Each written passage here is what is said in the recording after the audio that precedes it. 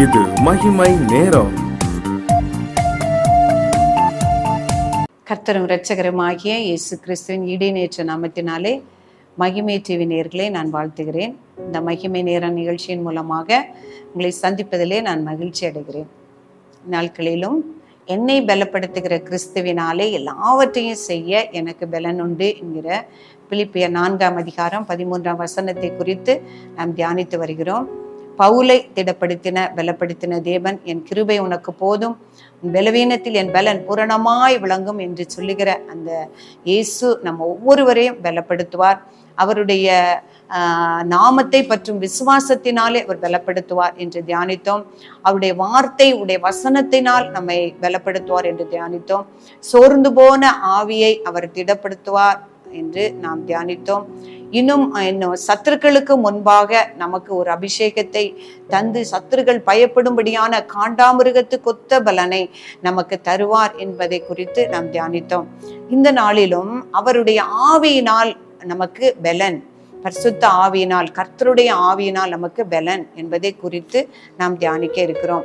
நாம் வாசிக்கிறோம், இயேசு கிறிஸ்து அவருடைய சீஷர்களுக்கு அநேக உபதேசங்களை உபதேசித்து அவர் மரித்து அவர் பரலோகத்திற்கு எழுந்த பிறகு அவரோடு கூட இருந்த சீஷர்கள் அவரால் கற்பிக்கப்பட்ட அந்த வார்த்தைகளை, அந்த உபதேசங்களை சொல்ல பயந்தவர்களாக காணப்பட்டார்கள். அநேக சூழ்நிலையிலும் நாமும் என்ன ஒரு பயத்தின் ஆவியினால் நம்ம இருப்போம்.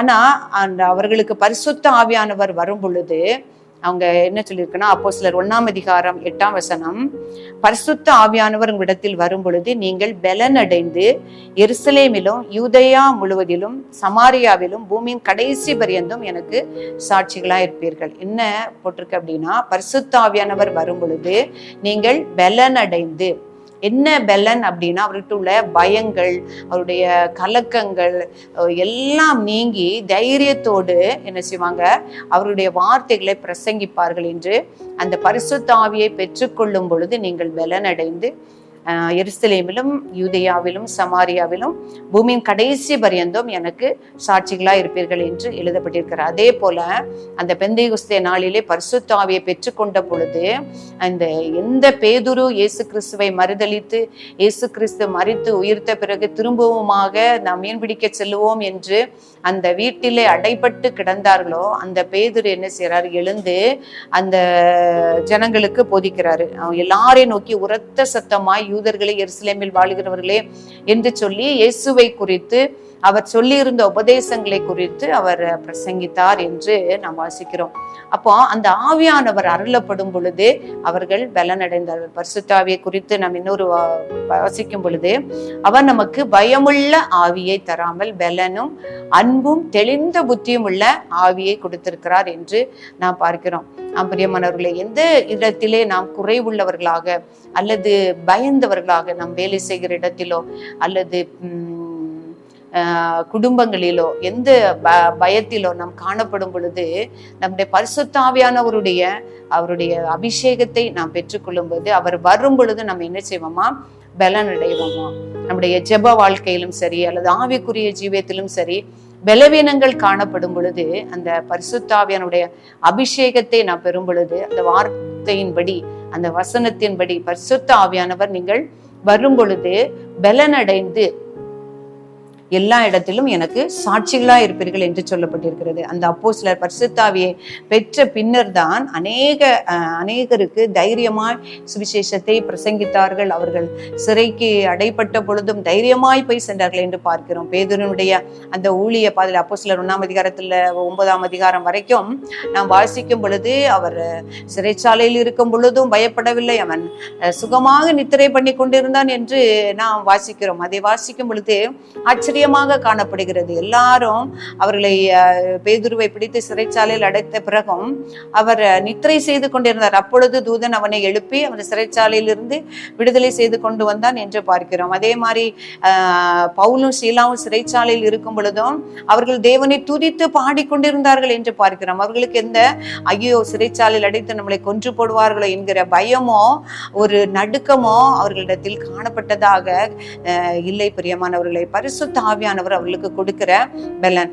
அதே போல தேவனுடைய ஆவி வரும் பொழுது ஒரு சரீர பிரகாரமான பலன் காணப்படுகிறது. நாம் பழைய ஏற்பாட்டின் பகுதிகளிலே பார்க்கும் பொழுது நியாயாதிபதிகள் புஸ்தகத்திலே சிம்சோனை குறித்து நாம் வாசிக்கிறோம். இயேசுவினால் கர்த்தரினுடைய ஆவியினால் அபிஷேகம் பண்ணப்பட்ட ஒரு மனிதன். அவர் அந்த யூதர்களை நியாயம் விசாரித்தார் என்று பார்க்கிறோம். பெலிஸ்தருடைய நாட்களில் அவருடைய கர்த்தருடைய ஆவி அவன் மேல் வரும் பொழுது அவன் முதலாவதாக அவருடைய பெலிஸ்தியாவுக்கு போகும் பொழுது ஒரு சிங்கத்தின் வாயை பிடித்து அவன் அந்த சிங்கத்தை கொன்று போட்டான், வாயை கிழித்து அதை கொன்று போட்டான் என்று பார்க்கிறோம். அவருடைய ஆவி வரும் பொழுது ஒரு விசேஷித்த பலன் அவனிடத்தில் காணப்பட்டது என்று பார்க்கிறோம். இன்னும் அநேக காரியங்களை நாம் அந்த நியாயாதிபதிகள் 14ஆம் அதிகாரத்திலே நாம் வாசிக்க முடியும். அந்த பெலிஸ்தியருடைய ஒரு 30 பெலிஸ்தியரை அந்த ஒவ்வொரு வார்த்தையின் பொழுதும் கர்த்தருடைய ஆவி அவன் மேல் இறங்கினதினால் அவன் இப்படியாக செய்தான் என்று வாசிக்க முடியும். மற்றபடி அந்த அவனுக்கு சிம்சோனிடத்திலே ஒரு பெலனும் இல்லை. அவனுடைய பெலன் முழுவதும் கர்த்தருடைய ஆவி அவன் மேல் இருக்கிறதுனால் அவனுக்கு அப்பேற்பட்ட பெலன். ஒரு கழுதையின் தாடை எலும்பை கொண்டு அவன் 1000 பேரை கொன்று போட்டான் என்று நாம் பார்க்கிறோம். ஆனால் அந்த ஒரு பெண்ணின் நிமித்தமாக அவன் தன்னுடைய கர்த்தருடைய ஆவியினுடைய பலத்தின் அந்த ரகசியத்தை சொன்னது நிமித்தம் அவனுடைய பலத்தை எல்லாம் அவன் இழந்து போனான். கர்த்தர் கொடுத்த அபிஷேகத்தை இழந்து போனான். கர்த்தருடைய ஆவி தன்னை விட்டு இழந்து போனதை அவன் அறியாதிருந்தான் என்று பார்க்கிறோம். கடைசியாக அவன் தன்னுடைய ஆவியானவருடைய கர்த்தருடைய ஆவியை இழந்து போனதினால் பலனற்றவனாய் பலட்சயமாய் காணப்பட்டான் என்று நாம் வாசிக்கிறான். அவனால் ஒன்றுமே செய்ய முடியாது. ஒரு பெலிஸ்தரை கூட அவனால் எதிர்த்து நிற்க முடியவில்லை என்று பார்க்கிறான். அவர்கள் அவனை விலங்கிட்டு அவர்களை கண்களை பிடுங்கி அவனை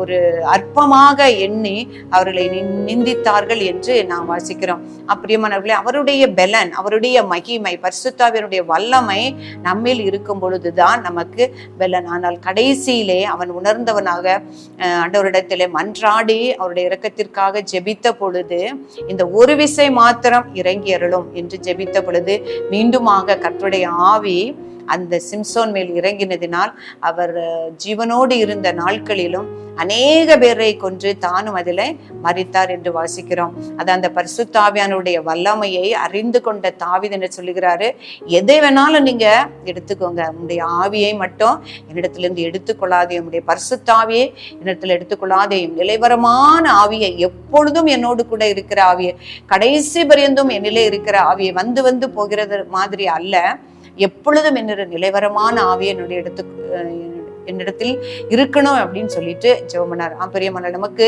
தேவையானது ஒன்றே, நம்முடைய ஆவியான அபிஷேகங்களை அல்லது பரிசுத்தாவியானவருடைய நிறைவை நாம் பெற்ற நாம் இறுதி வரை நாம் என்ன செய்யணும், அதை பற்றுக்கொள்ள வேண்டும்.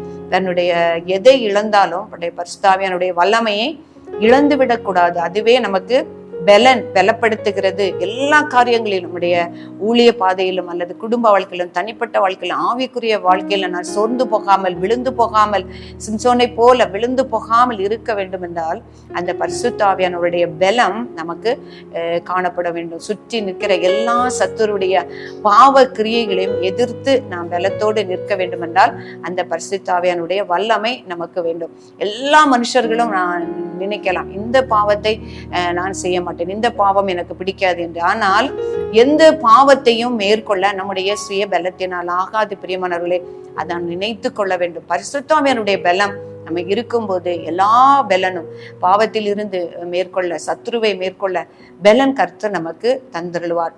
நம்ம எந்த சூழ்நிலையில் நாம் காணப்படும் ஆவிக்குரிய வாழ்க்கையிலே பலவீனத்தோடு அல்லது பாவத்தில் இருந்து விடுபட முடியாத பலவீனங்களில் நாம் காணப்படுகிறோமா, இன்று நாம் கேட்பாப்பா, உம்முடைய பரிசுத்தாவியானவருடைய பலத்தை எங்களுக்கு தாங்க, நீங்க எங்களுக்கு வரும் பொழுது நாங்கள் பலனடைந்து உமக்கு சாட்சிகளா இருப்போம், எல்லா இடங்களிலும் உமக்கு சாட்சிகளா இருப்போம். அந்த ஆவியானவருடைய பலத்தை நோக்கி நாம் ஜெபிப்போம். கிருபையும் இரக்கம் நிறைந்த எங்கள் அன்புள்ள ஆண்டவரே, உம்மை துதிக்கிறோம் அப்பா. உம்மை ஸ்தோத்திரிக்கிறோம் அப்பா. ஆண்டவரே ஸ்தோத்திரம். என்னை பலப்படுத்துகிற கிறிஸ்துவினாலே எல்லாவற்றையும் செய்ய எனக்கு பலனுண்டு என்று தியானிக்க கர்த்தனை கொடுத்த கிருபைக்காக நன்றி.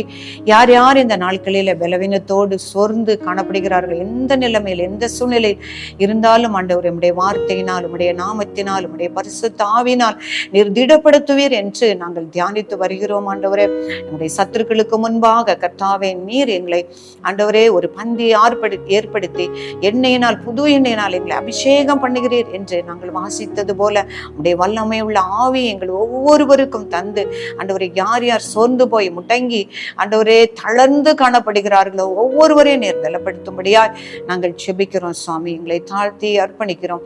இயேசு கிறிஸ்துவின் நாமத்திலே ஜெபிக்கிறோம் பிதாவே. ஆமென்.